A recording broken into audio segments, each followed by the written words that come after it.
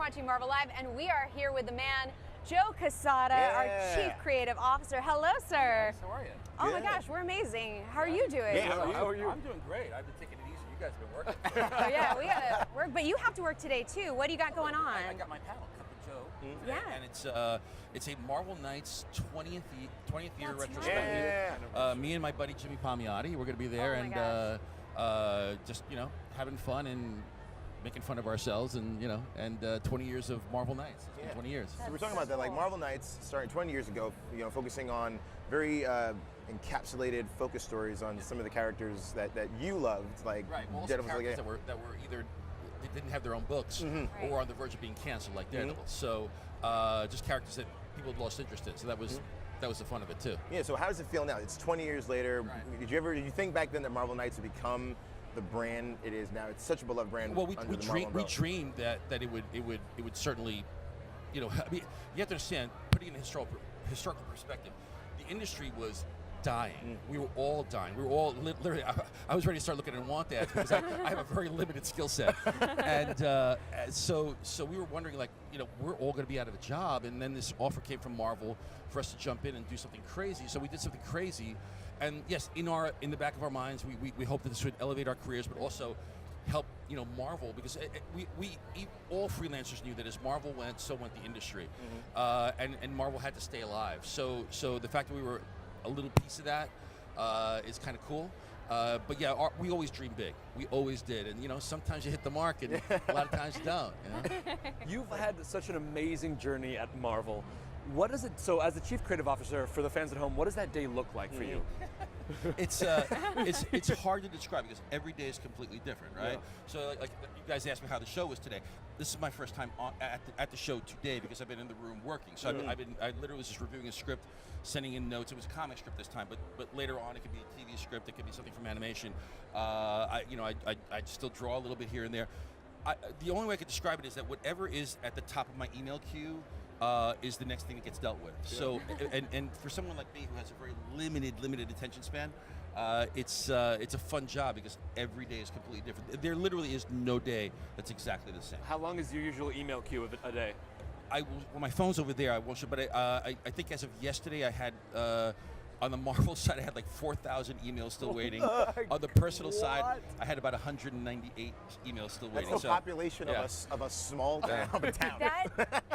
That physically hurt me. Oh my God! I saw the ratings in my eyes. I was like, oh.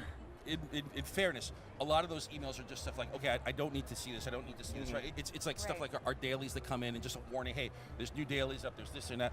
But a lot of it's also work. It's just stuff that we gotta keep on top of. Yeah. You're making a million decisions a minute. So what happens when you run up against something that you're like that is like a tough decision? Like, do you have a process? Do you like sit back and take a deep breath and go, all right, how am I gonna? The process is that we don't. No one really makes a single decision at Marvel on their own. Awesome. It's all collaborative, right? So a lot of these, especially the bigger the decision gets, is the more people are in on it, right? And that's why it takes a special person to work at Marvel. By special, I don't mean like, oh, a special. I mean, there's a DNA that we sort of recognize after working with people for a long enough time. Okay, this is someone, this woman, this guy. They're a perfect fit for the DNA of the kind of collaboration that we do, which is probably different than how other companies collaborate. But yeah, the big decisions like that are never made really by one person. There is one person that finally has to say, okay, pencils down, this is it, right?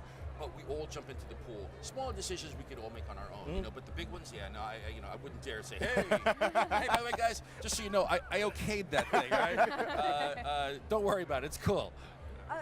There's so much big shakeup happening in Marvel Comics right now. So many creators are swapping around, and we're seeing the return of the Fantastic Four in their own ongoing. What are you most excited for this big shakeup time? Right now, I'm most excited. I've been most excited really about the life of Captain Marvel. Yes, we just had Margie on. Did you? Cool. Yeah. Margie's wonderful, and I think that first issue sort of showed people exactly what we're trying to do. The marching orders. When we started discussing this, actually all started probably a little more than a year ago. I was on a Disney campus, and Sana was there, and we just said, hey, let's grab some lunch together. We were talking, and I'm like, we need to streamline Captain Marvel's origin, because as much as we all love the character, we love the costume, we love the powers, we love Carol Danvers, to a person outside of this convention, right? If you would just put take someone off the street and they were to say, "Tell me who Carol Danvers is," right? It's a very long, convoluted origin, Right. and their eyes will roll into the back of their head, and they'll go, "Whoa, whoa, stop, stop, stop, stop." So I talked to Son. I said, we need to do something like Wolverine origin with Captain Marvel, and see if Margie wants to write it. I mean, she did, of course.